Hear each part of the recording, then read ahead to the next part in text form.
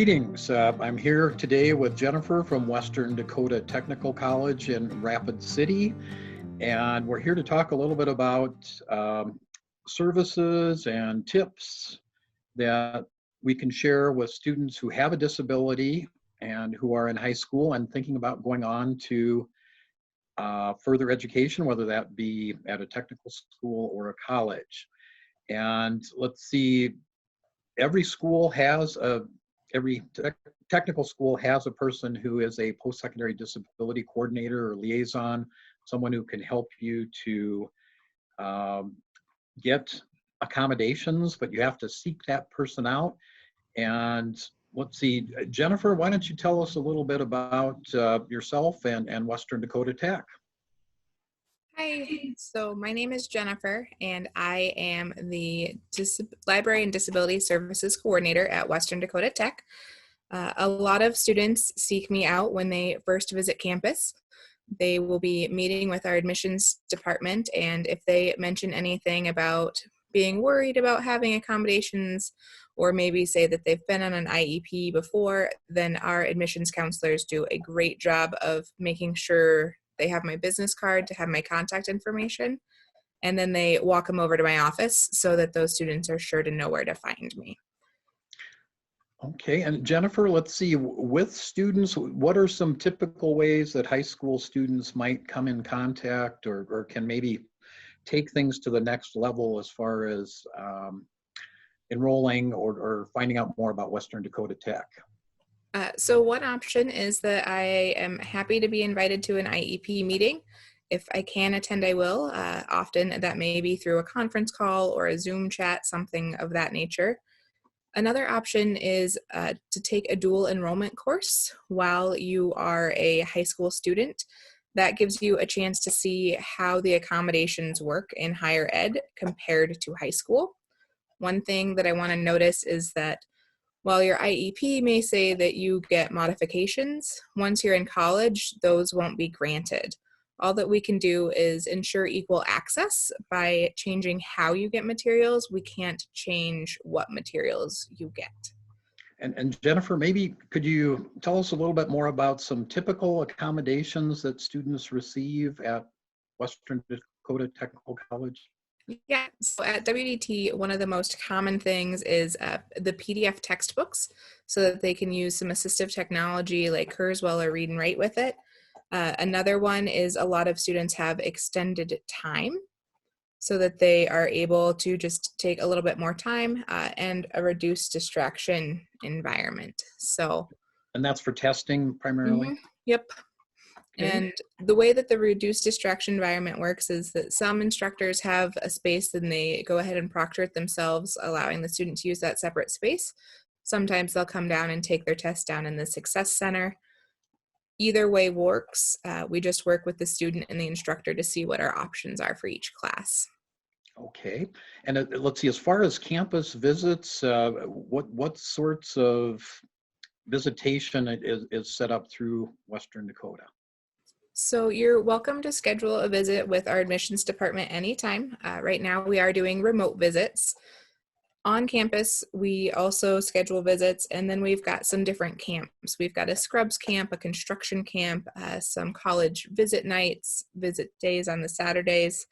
And right now, I don't know when the next ones are scheduled, but you can check the college website, wdt.edu, to find a full calendar listing of them. Okay, and Jennifer, right now you're probably aware that many of our high school students, or probably almost all of our high school students, are at home learning different things and maybe working on their transition plans.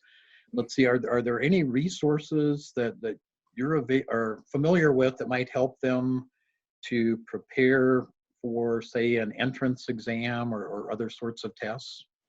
Absolutely. In South Dakota, we're really, really fortunate. The South Dakota State Library provides a resource called the Learning Express Library. You can get to it through the South Dakota State Library database page. If you create an account with them, you are going to be able to do practice tests. There's practice tests for things like the AccuPlacer. You can just work on the math part of the AccuPlacer. Maybe you need to take the ACT. There's practice information there for that as well. Okay. And let's see, let's talk a little bit more about, let's see, accommodations versus modifications. Can you kind of tell me a little bit about where you see those lines being drawn, or how those interface with students as they move from high school to technical schools? Yeah, so the biggest modification that I'm familiar with is students getting a multiple choice test, and two of the answers out of A, B, C, and D are crossed out and eliminated. Once you get to college, no one's going to be able to eliminate half of those answers for you. Um, you just have to be able to maybe take more time and read through things a little bit more slowly. Maybe you need to read through things out loud in a room by yourself. You have to find different techniques to access that information and remember it.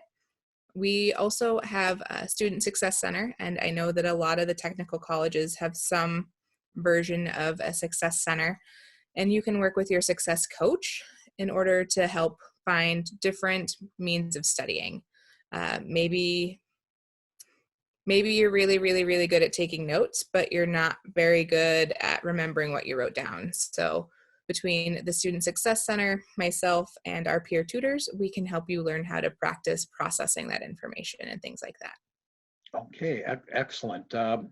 Let's see, with students who have a disability and who are successful after Dakota Tech, are there some things that you typically see that they do in order to become or stay successful? Yeah, a lot of the times, those students that are having great success, they reach out before the semester even starts. So if they're going to plan on coming in the fall, they're going to reach out either this spring right now or over the summer so that they have everything in place before they get there.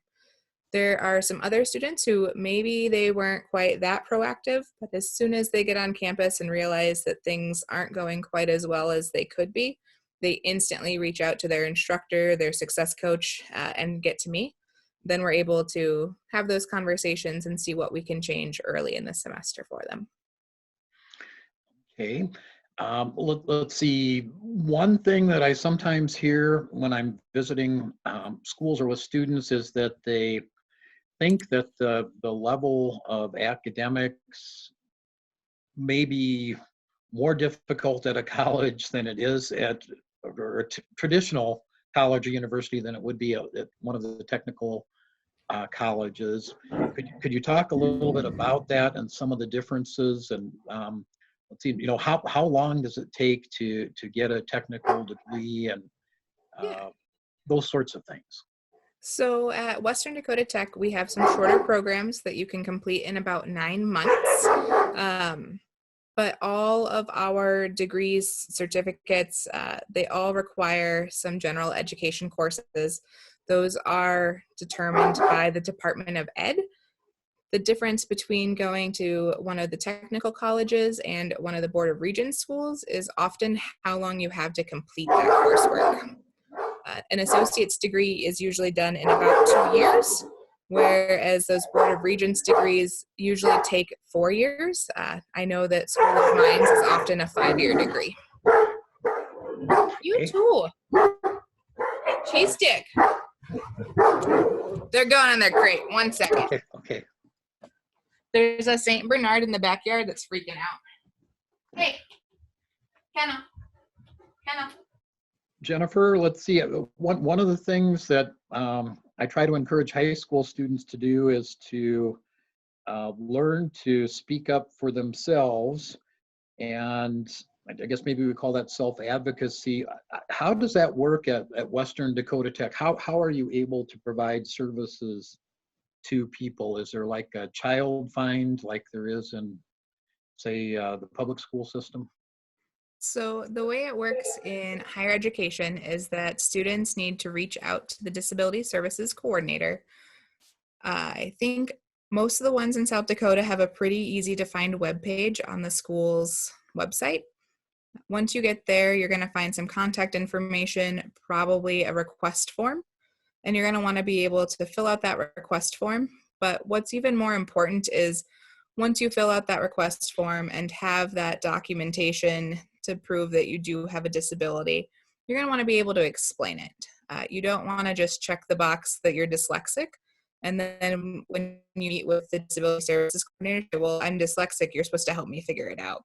You want to be able to say, I'm dyslexic. I've found that having audiobooks instead of physical books really helps me understand the content. Or what other strategies have worked for you? Okay, good advice. Let's see, Jennifer, let's see, right now, if a student is thinking about coming to school at Western Dakota Tech in the fall, Mhm. what are some things that they should be doing, say within this month, next month, over the summer? Any suggestions on what we could be doing? Yeah, so the first step's going to be to go ahead and reach out to our admissions department and start that process. There is an application for the school. Then you're going to want to schedule taking the AccuPlacer, just because that's what we use so we can make sure that you get placed into the right classes. I Okay, know that Mitchell Tech uses the AccuPlacer as well. And if you coordinate with admissions and if you need accommodations on those placement tests, the admissions folks will get you to the right people to make sure that happens. Then, okay. And let's see, what about, is there any documentation that the student should be gathering?